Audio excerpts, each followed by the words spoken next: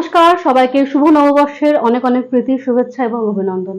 নতুন বছরের এটা প্রথম ভিডিও আর ভিডিওটা শুরু হচ্ছে রান্নাঘর থেকে এটার কারণে বাজারে গেছিলাম তো বাজার থেকে আজকে এই মটকাটা নিয়ে এসেছি। এখানে এটাকে মটকা বলে, অনেকে ঘড়া বলে, অনেকে কলসি বলে। তো যাই হোক, একটা মাটির ঘড়া। এটা হচ্ছে এরকম ঘড়া প্রত্যেক বছরই আমরা একটা করে কিনি, কেননা গরম যেহেতু পড়ছে, ভালোই এখানে মোটামুটি গরম পড়েছে, তাও তুলনামূলকভাবে অন্যান্য জায়গার তুলনায় অনেকটাই কম। আর গরমকালে না আমরা খুব একটা বেশি ফ্রিজের জল খাই না। বাড়িতে ফ্রিজ প্রত্যেকেরই আজকালকার দিনে আছে, কিন্তু আমরা ফ্রিজের জল খাই না, আমরা বেসিক্যালি এই মটকার জলই খাই। আর এর আগেও লখনৌতে যখন ছিলাম লাস্ট বার গরমে তখন কিনেছিলাম, কিন্তু ট্রান্সপোর্টের সময় সেটা তো আনা সম্ভব হয় না যেহেতু মাটির। তো এখন গেছিলাম বাজারে সপ্তাহের বাজার করতে, তো যাই হোক এটা দেখলাম এবং নিয়ে আসলাম। তো এই ঘড়া অনেকের বাড়িতেই আছে, আর এই ঘড়ার জল খাওয়া এতটা পরিমাণে উপকার, যেটা মানে অনেক রোগ ব্যামোর থেকেও মানুষকে দূর রাখতে সাহায্য করে। আর সেই কারণে প্রত্যেক বছরই আমরা এই মটকার জলই খাই।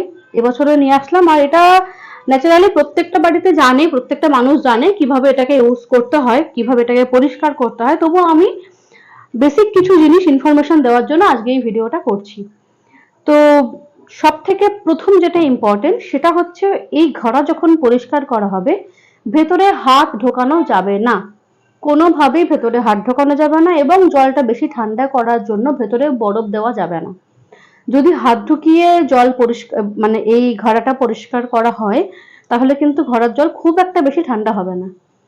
এটার সাথে কোনো রকম কোনো সায়েন্টিফিক বা কোনো রকম কোনো হয়তো লিঙ্ক আছে, আমি ঠিক জানি না, কিন্তু আমি অনেক জায়গায় দেখেছি এবং দোকানদারও আমাকে বলে দিল ভুল করো যেন হাত আমি এখানে না ঢোকাই, তাতে করে ভেতরে ক্র্যাক হয়ে যেতে পারে এবং জলটা ঠান্ডা কম হবে। তো চলো কিভাবে এটা হাত না ঢুকিয়ে পরিষ্কার করা সম্ভব আর কিভাবে আমি এটাকে ইউজেবল করে তুলবো, পরিষ্কার করে এবং জল রাখার উপযোগী করে তুলবো, তো চলো সেটা নিয়ে আজকের এই ভিডিওটা। তো খুব সাবধানে প্রথমে আমি বেসিনে এটাকে রাখছি, এবং এই যে আমি কলটা খুললাম, বাইরে যত ইচ্ছায় তুমি ডলো পরিষ্কার করো, তাতে করে কোনো অসুবিধা নেই, কিন্তু কোনোভাবেই ভেতরে হাত ঢোকানো যাবে না। তো সবার মনে একটাই কোশ্চেন হবে ভেতরে হাত না ঢুকিয়ে পরিষ্কার করব কিভাবে। এই যে এভাবে ঝাঁকিয়ে ফেলতে হবে, এটা যতবার সম্ভব ততবার করতে হবে। আমার বেসিনটা যেহেতু সিমেন্টের, সেই কারণে আমি একটা রুমাল বিছিয়ে নিচ্ছি যাতে করে হঠাৎ করে ক্র্যাক লাগার ভয় না থাকে। এই যে এরকম করে জল ভরতে হবে, আর যতবার সম্ভব ভালো করে ঝাঁকিয়ে ঝাঁকিয়ে প্রথমে এভাবে ধুয়ে নিতে হবে।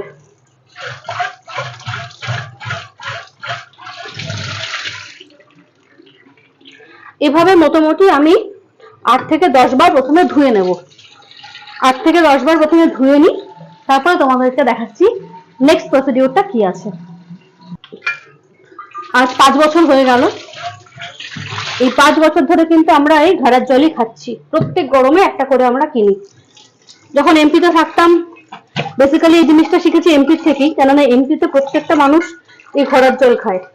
আর তখন আমাদের ফ্রিজও ছিল না, সবাইকে দেখে যার জন্য আমরা ওই ঘড়া কিনেছিলাম। সেই তখন থেকেই এর স্বাদটা পাওয়াতে এরপরে ফ্রিজ কেনার পরেও আর মনে হয় না যে ফ্রিজের জল খাই।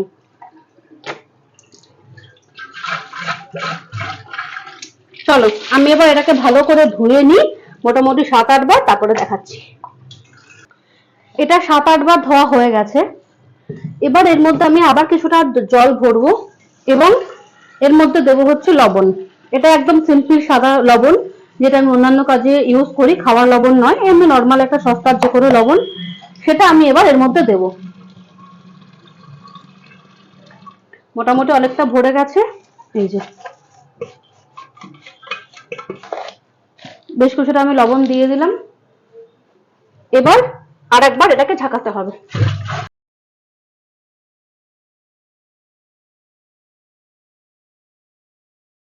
লবণটা দিলে কি হয়, এক্সট্রা ছোট ছোট যে সমস্ত বালির কুচি থাকে সেটা একদম ক্লিয়ার হয়ে যায়।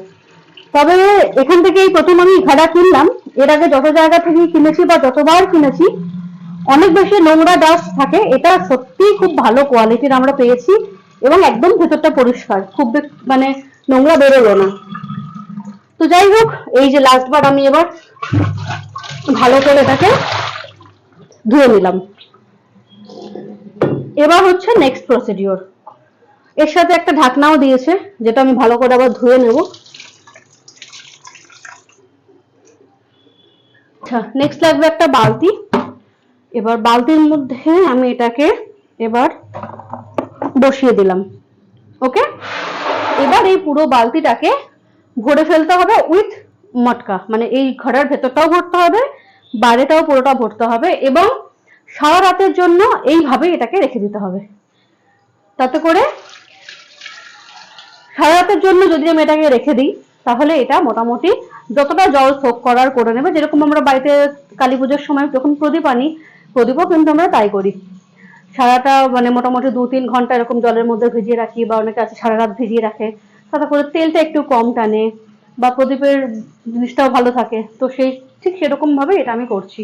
সারা রাত এটাকে এরকম জলের মধ্যে আবার ভিজিয়ে রেখে দেবো, এবং কালকে সকালে আরেকবার জাস্ট একটা নর্মাল ভাবে ধুয়ে তারপরে আমি জল রিফিল করব। তো যাই হোক, এই যে আমি ভরতে অলরেডি দিয়ে দিয়েছি। তো কাল সকালে আবার দেখা হচ্ছে। এই যে দেখো, এভাবে মোটামুটি মটকা এবং বালতি দুটো একসাথে ভরতে হবে, যাতে করে মটকাটার ভেতরে এবং বাইরে জল ভালো করে সোক করতে পারে। তো এভাবে আমি পুরোটা ভরে একটা সাইডে ঢাকা দিয়ে সারাটা রাতের জন্য রেখে দেবো। যদিও আমার সিঙ্কটা অনেকটা বড়, আমার অন্যান্য কাজ করতে মানে হাতটা ধুতে খুব একটা বেশি অসুবিধা হবে না। তো চলো, এভাবে সারাটা রাত থাক, দেখা হচ্ছে পরের দিন।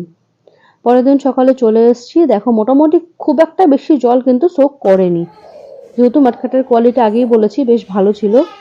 আর যাই হোক, এবার এখানে আমি মটকাটাকে বসিয়ে নিলাম, এবং যে জলটা আমরা খাই সেই জলটা দিয়ে মটকাটা পুরোটা ভরে রাখবো। এবং মটকাটা ভরে যদি পারো এরকম একটা লাল কাপড় নেবে, আর এই লাল কাপড়টা পুরো ভিজিয়ে তারপরে মটকাটাকে ভালো মতো জড়িয়ে রাখবে। আর মাঝে মাঝে পারলে এই কাপড়টা যদি একটু ভিজিয়ে দাও, তাহলে কিন্তু জলটা আরও ঠান্ডা হবে। তো 5-6 ঘন্টা পরে এই জলটা যদি খাও, তাহলে বুঝতে পারবে কতটা মন প্রাণ দুটোই শান্তি হয়। তাহলে এই গরমে তোমরাও একটা আনছো নাকি এরকম একটা মটকা?